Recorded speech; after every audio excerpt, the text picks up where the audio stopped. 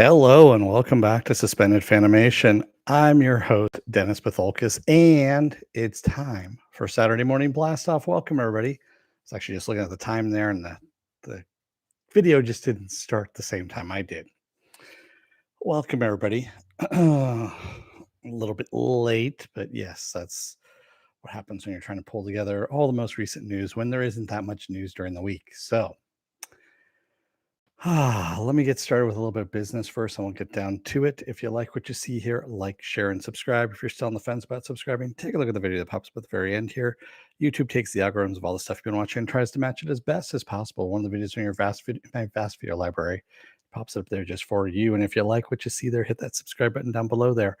Also, if you don't want to be notified, best thing to do is hit that bell down below. It's a 80-20 chance that YouTube won't notify you when I come on live. Best thing to do is go to suspendedfanimation.com. Take a look at the schedule I have up there. I change it out every week. Also, I have all the links to my social media on there and all the links to my pages as well. All right. Hey, Stanley. Hey, Joe and Penn. Okay, what do we got going on? Well, you guys probably all heard the news, but October 20th, 2023, Dune 2 is going to be hitting theaters. Now, it's going to be a little bit of a departure from the books.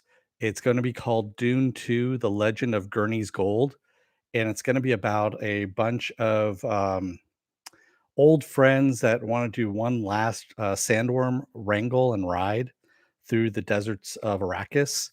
And they also have a map from their old dead friend Gurney, and Gurney has some gold hidden someplace out in Arrakis. And I'm kidding. I'm kidding, of course. No, it's just going to be the next half hour of Frank Lynch's Dune, only set up into a 3-hour arc at that point. So that's what the Dune 2 is going to be. It's going to be the next half hour of David Lynch's Dune. So yeah, there you go. You have that to look forward to in 2023. Stanley says your Dune review is so predictable. Well, I'm glad I met up to your expectations there, Stanley. Yeah, yeah. Anyway, the less said about it, the better, shall we? On to better news. Brendan Fraser has been cast as the villain Firefly in the HBO Max movie Batgirl. So that's right. HBO Max is now going to be doing the movie for Batgirl. And Brendan Fraser is going to be playing Firefly. I'm not going to be mean. It's not mean or anything like this. He has put on a bit of weight. I'm talking from experience, kind of thing too. And Firefly is not supposed to be that heavy, so I'm kind of wondering if the studio is gonna force him to slim down, or if he's gonna be more of a retired Firefly, like an older Firefly, and we'll see what happens there. And for those of you not up in your Batman lore, your Batman Rogues gallery, Firefly is an arsonist who has a fireproof suit and can fly. So yeah, he flies and he uses a flame gun, if you will, to torch places, and that's what Firefly's MO is all about. Yeah, that'd be kind of a cool villain for Batgirl, but yeah, we'll see what happens there. I don't know if he's, like I said, they could also be introducing the female Firefly as well, so it could be that he's her dad, and that could be it as well. So it could be a misdirect, which I'm thinking is what's going to happen there. Stanley says, "I don't know the character from the comics, just from Gotham series. It was a young, yeah. Well, they did it in the comics as well, Stanley. So I'm sure that's what's going to happen in this. It's going to be. She's going to have a female villain, is what I'm going to say. Yes. Um, yeah. So, hey, Marks, you're here as well. Oh, Penn, you didn't like my review of my pitch of Dune 2. And by the way, I have to credit my friend Aaron for that title, Dune 2: The Legend of Gurney's Gold. That made me fucking laugh. I'll just say that right now. It really did. It was better than my original title, which was Dune 2, Sandworm Boogaloo, which was, for those of you born of a certain age, you know that, Breakin' 2 Electric Boogaloo was the catch-all for any sequel. That's what whenever you never had a sequel being named as to what it was, it became blah, blah, blah to Electric Boogaloo, So, yeah. But Gotham is famous for being true. That You know what? Gotham did bring a lot of comic book characters into live action, and some of them did it well. Professor Pig was actually pretty well done, I have to admit. And then they kind of fucked it up, near the end, but still. Mork says I'll watch Dune too, but it's not something I'm dying to watch. Yeah, I'll watch it too, but mainly for the channel. That's about it. Um, yes, Van Damme did have a cameo in Breakin' 2, Electric Boogaloo. He very much did because he could do the splits completely. Yeah. You're more excited for Matrix 4. Well, that comes out no, the end of this year, December. Is that right? I think it's the end of this year. Yeah. I thought it was Vanilla Ice. Vanilla Ice. No, that was Teenage Mutant Ninja Turtles 2, Secret of the Ooze. Yeah. That's when he did the Go Ninja, Go Ninja, Go Ninja, Go. You know what I'm talking about, those of you out there. Yes. Um, then we got a whole bunch of trailers. So like I said, there wasn't a lot of news this week, but we did get a whole bunch of trailers. November 19th in theaters, and then in November 23rd on demand, there's going to be a new Bruce Campbell movie that comes out called Black Friday. And it also has Michael Jai White in it and Devon Sawa. And if you don't remember who Devon Sawa is, he's the kid that was the main lead in Idle Hands. And he was one that terrorized Jessica Alba. Well, not terrorized her, but lusted after her. It was very young Jessica Alba. And it was actually probably her best movie because she didn't say much. So, yeah. But yeah, it's a now grown-up Devon Sawa. He looks unrecognizable from his teenage years, but Bruce Campbell also looks pretty unrecognizable because he's got snow on the roof now and snow in the beard there. So what is the movie Black Friday about? It's about Black Friday. There's these workers at a toy store that's going to be opening on Black Friday, and the customers have become zombies, and they have to fight the zombie horde. It looks pretty funny, quite honestly, and I kind of liked it. Yeah. Who is Kevin Nash? Um, oh. Uh, yeah, Stanley. There's always someone who pulls out a Dark Angel, and that series was horrible. But yeah, Black Friday looks like it's gonna be a lot of fun. I have the trailer up on my Facebook page, so go ahead and take a look at it. Yeah. And we also got the first full trailer for the live action Cowboy Bebop, which is, of course, coming out on November 19th. And it looks fucking crazy. It looks as crazy as the animated series. I'm really looking forward to this one. And for those of you who are interested, the original series is on Netflix right now, the animated series. So you can always watch that as well. I've been rewatching it because it's been a long time since I've watched it. So, yeah, yeah. Um, Stanley says that Black Friday premise is a little close to reality. Yeah, it is. It is. Yeah. Well, you will be getting The Expanse in December. I don't know about The Boys. I think The Boys isn't coming out till next year. That's my guess on that one. Just because they finished wrapping production last month, I want to say.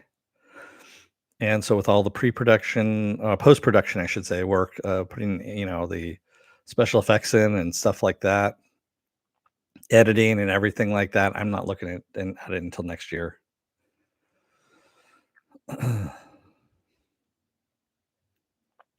And they haven't, of course, they keep putting out little trailers here and there of with no dates on them just to keep it alive, but, yeah, nothing really, is out there as to a date-wise. But we do have a date on The Witcher season 2, which is December 17th, and yesterday we got the full trailer, the first full trailer that's out, and we finally know what the whole plot line is. The whole plot line is, and now I can't remember her name, the girl who he ended up, I guess he's hers now because of the favor that he got, for the firstborn kind of thing, and she has a destiny that, she needs to fulfill, and, he's gonna be with her on that destiny, whatever that destiny is. So, yes. And if you stay to the very end of that trailer, we get a surprise visit from one of our favorite minstrel who comes back. Not menstrual, but minstrel. Those are 2 separate things. Yes. Stanley says, the Cowboy Bebop trailer looked a little too, recreating scenes from the anime. I'm okay with that, quite honestly, Stanley. I really am. I really am. Cerealia, yes. That is who I'm talking about. It's been a while. I haven't rewatched The Witcher since, the first one. Minstrel, I said, Morks. Minstrel with an I, not an E, with an I. Minstrel. So, what else do we have? Netflix's Three Body Problem has cast, so for those of you playing at home, if you don't know this already, so, D&D, of course, the guys who did, Game of Thrones, Benoff and Weiss are, of course, producing this one for Netflix, and they have already cast 4 people for the Three Body Problem, and they've changed the name. It's not 3 spelled out, it's the number 3 dash body problem. So, they've so far they've cast 12 actors, Benedict Wong being one of them, Sai Chen, who was in Shang-Chi and the Legend of the Ten Rings. She was one of the old ladies. She was basically the grandma. Um, John Bradley, of course, and Liam Cunningham from Game of Thrones. So those 4 are in there as well. There are a lot of other lesser known name people, which I'm not going to bother with at this point. But for those of you who don't know what the three body problem is, it's a book about a astrophysicist who. So the first book is basically about an astrophysicist who, following her father's death at the hands of the Red Guards in the Cultural Revolution, she attempts to help aliens invade the Earth. She actually receives a signal and invites these aliens to Earth. And then 3 different factions find out about this on Earth, and they split into 3 different camps, basically, of what to do before these aliens get to Earth, is what happens. And that is the story in a nutshell for the first book. I haven't read it. I actually want to read that book. It looks pretty good. So I just haven't gotten to it at that. Joe Greer says, "Did you ever see the animated Bebop feature?" I just talked about that, Joe. Yeah, I did. And it's on Netflix too, is what I said. Mark says the only reason I'm not looking into Cowboy Bebop live action is because I don't recall a live action adaptation that's been good. What, you didn't like Super Mario Brothers? You didn't think that was good? Oh wait, that's a video game adaptation. I get you. That's not the greatest. Lupin was pretty good. I thought that was a good adaptation from animation to screen.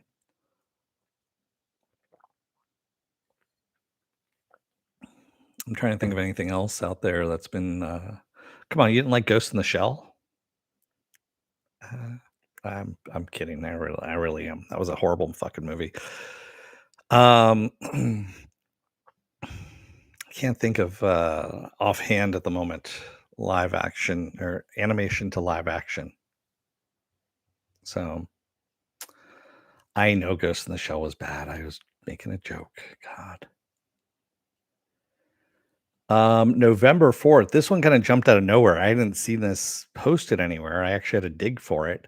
But November 4th, which is Thursday, season 2 of Genlock hits HBO Max. Now, if you go back into my archives into Is It Worth My Time? I did season 1 of Genlock, and it was pretty damn good. I have to admit, I actually liked it. It was a good story. Animation's a bit but the story is actually pretty damn good. Plus, it's got some good voice actors in there. Maisie Williams is in there, of course, led by Michael B. Jordan. Who else is in there? David Tennant's in there. There's quite a few voice actors that are of note that are in that show, and it's worth your time. Take a look at the first season if you haven't. If you got HBO Max, take a look at Genlock. It's pretty good. Some good sci-fi too. It really is. The Avatar: The Last Airbender movie comes to mind. uh, November 4th is a great nothing good ever happened on November 4th, Morks. I don't know what you're talking about. Mm, yeah. And speaking of abominations, November 23rd, part 2 of Masters of the Universe Revelations is out on Netflix. So if you want to find out more Judeo-Christian bullshit, you can go always watch Masters of the Universe Revelations Part 2. Mhm. And see what Skelegod is up to. I believe that's what he's called, is Skelegod. And there's gonna be a Savage He-Man as well. I don't make this shit up, man. It comes through the news wire. That's what it does. It really does. Stanley says the first Genlock series. I like the first Genlock series, but the first season was years ago. Yeah, that's because it was on Rooster Teeth, and now it's over on HBO Max. So they had to. Rooster Teeth, of course, had to get everything back up into production again because they didn't have the money on that one. And um, so, of course, they produced the first season and went on a Rooster Teeth. Very few people saw it. HBO Max was like, "Hey, we're gonna put it on HBO Max. You wanna buy it?" And they're like, "We like this." And it got good viewership on HBO Max. And of course, they picked up a season 2, so everything had to ramp back up again. You can't just go animation from 0 to, finished product. It takes at least a year, maybe more, to do all that. Stanley said, "I didn't hate the first half." Of course you didn't, Stanley. Of course you didn't hate the first half of the He-Man series. Yeah. Anyway, um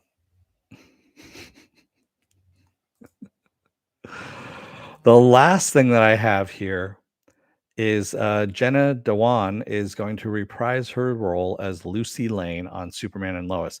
So if you remember from the Supergirl series, when Jimmy Olsen was on there, or James Olsen, excuse me, uh, he and Lucy Lane had an on again, off again romance, and she came back, and it was Jenna Dewan who played Lucy Lane, Lois Lane's sister. So she's going to be back on Superman and Lois, which is good. I mean, I actually liked her portrayal of Lucy Lane. It was a lot of fun.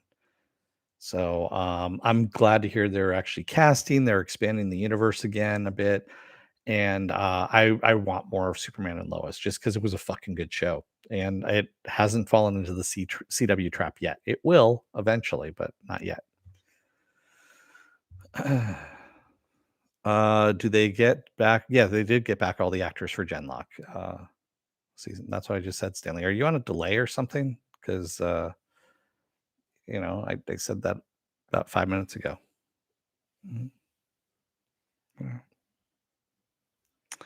So that's really all the news I've got for you guys. Like I said, it was a really, really, really slow news week. I mean, there's some bullshit rumors and stuff like that out there. Oh, there was one other thing out there. So um, Bill Murray has confirmed that he has a cameo in oh god, what's the Marvel movie? Ant-Man 2. Ant-Man not Ant-Man 2. Ant-Man Quantumania. Ant-Man and the Wasp Quantumania. So Bill Murray has a cameo in that. So Bill Murray is actually in the Marvel movie. Yeah. Um, Ant-Man and the Wasp, uh, Quantum Mania. Oh, okay, Stanley.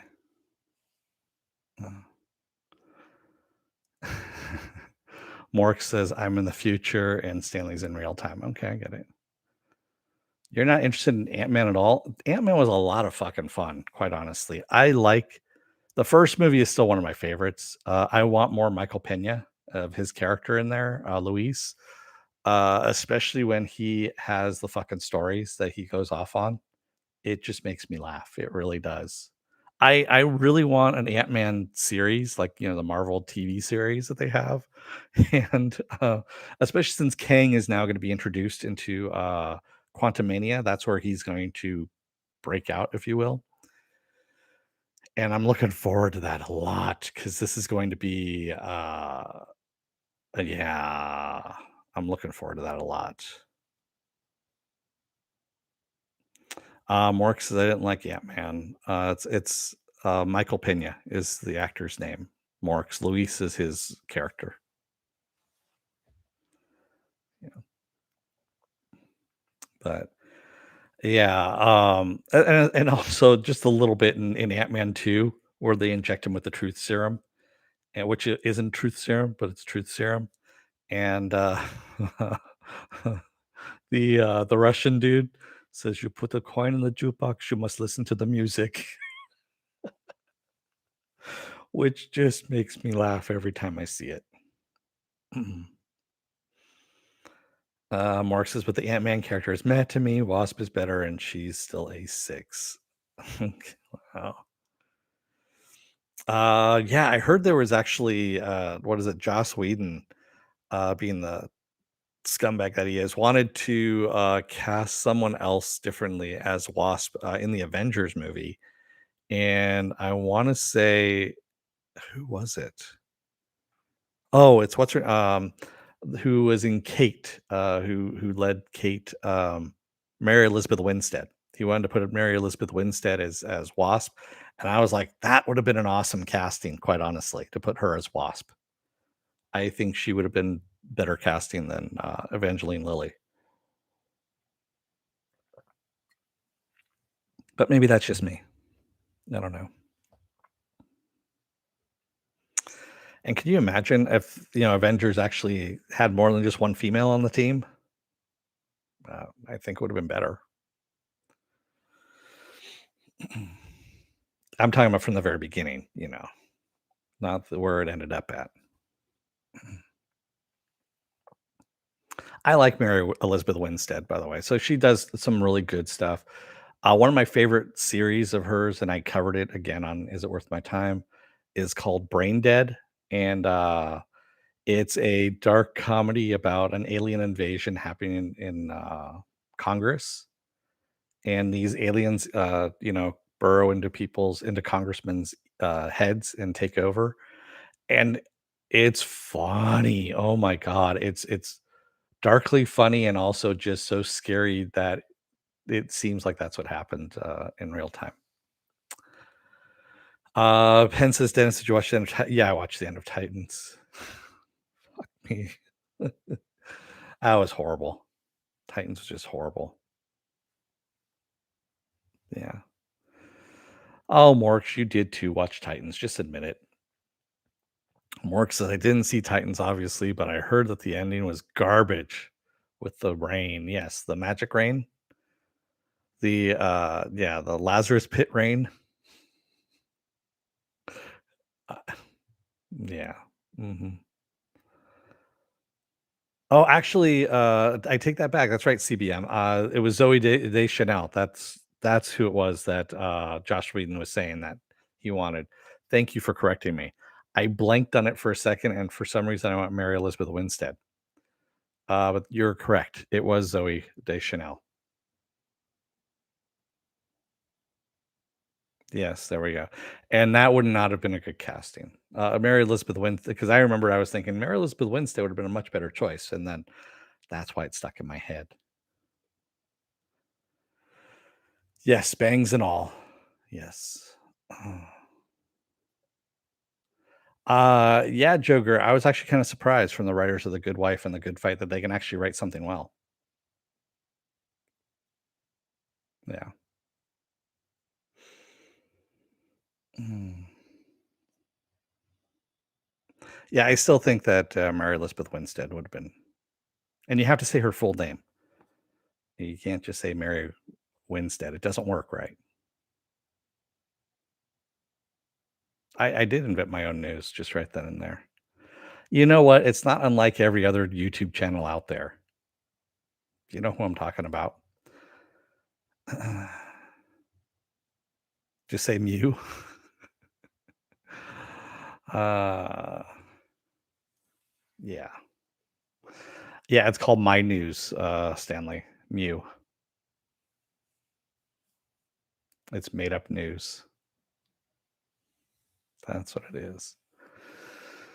Yeah, I heard it from my friends, dog walkers, pharmacist, hairstylist, former college roommates, mother's pool cleaner who knows a friend of a friend of the people involved.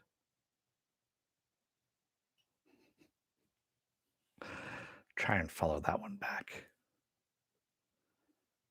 Made up news only on Telemundo. Telemundo. God. Back when we used to have the dial, TVs and stuff like that, every now and then you come across Telemundo and it gets stuck and you just sit there and watch for a little bit because, it was TV. Oh, wow. As long as someone in the story has swollen testicles. No, that's actually, my cousin's friend, Stanley. That's yeah.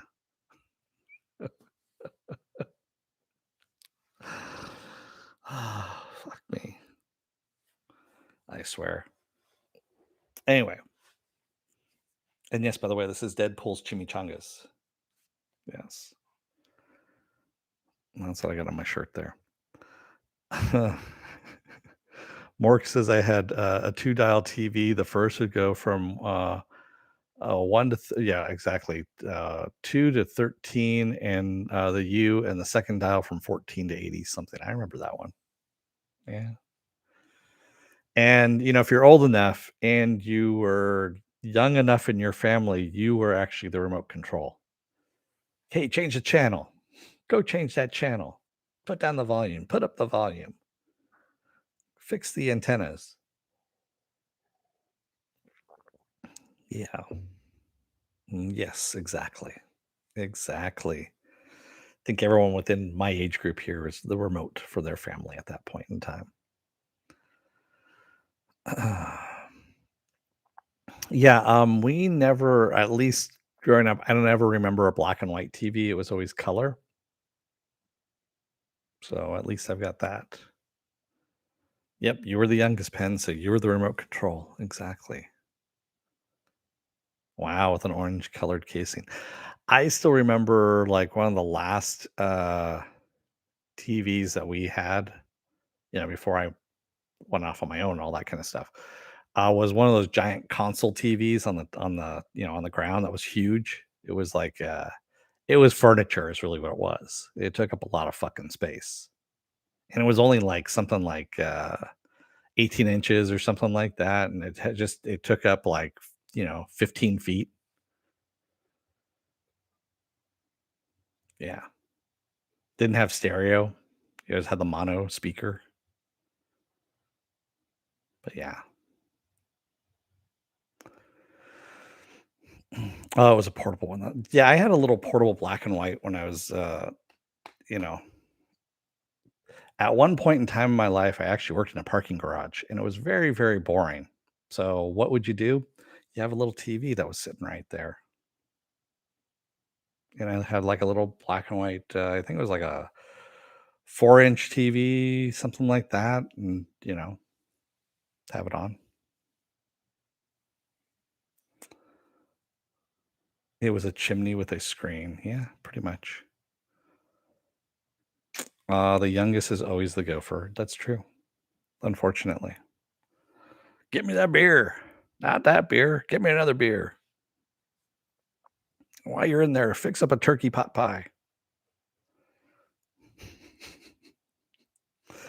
Anyway, now I'm kind of digressing.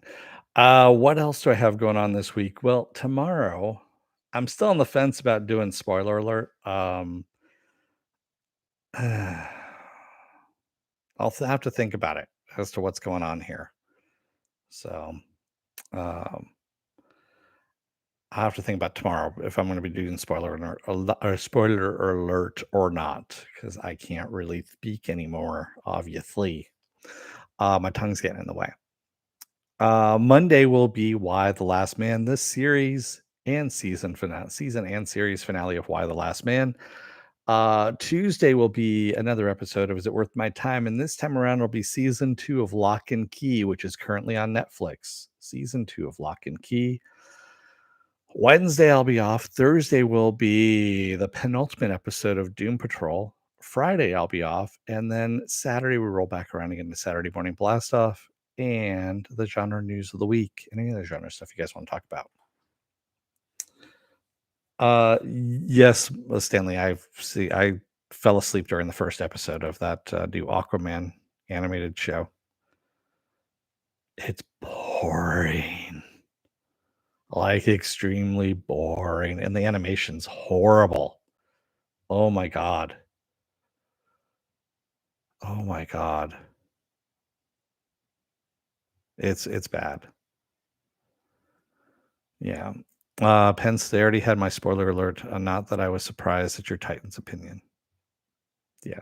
Well, there's a reason why I dropped it, Pen. CBM says I forgot everything that happened in season 1 of Lock and Key. They do a good recap at the beginning of the season, CBM. So you don't need to rewatch everything, but they do a good recap of everything. And I'm like, oh yeah, there's only one thing they don't recap, and I was like, who is that? And I'm like, oh, and yeah, I completely forgot. Ooh, damn, my connection's unstable. Big surprise on that one.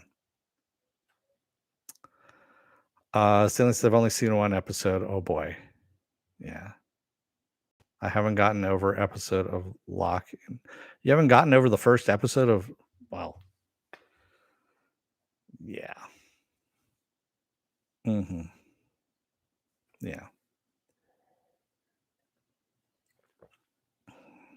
Well, I guess the internet's trying to tell me it's time to go.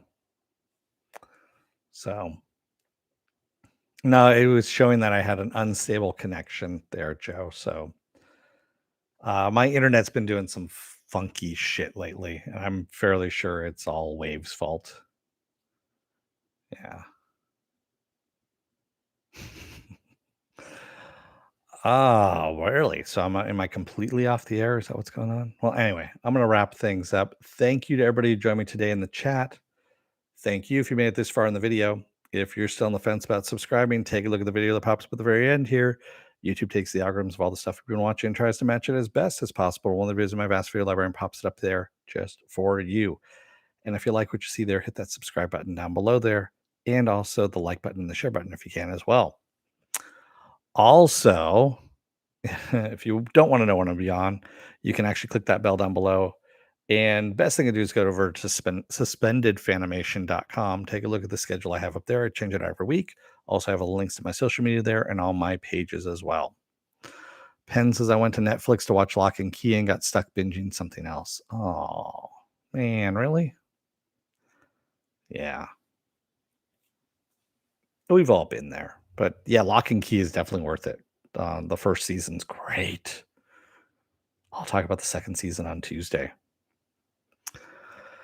So until, well, maybe tomorrow, I don't know, but most likely Monday, I'm gonna let you guys go. So until Monday, don't let the door hit your ass on the way out. Otherwise, you may get stuck with a really glitchy internet. And I'm just kidding.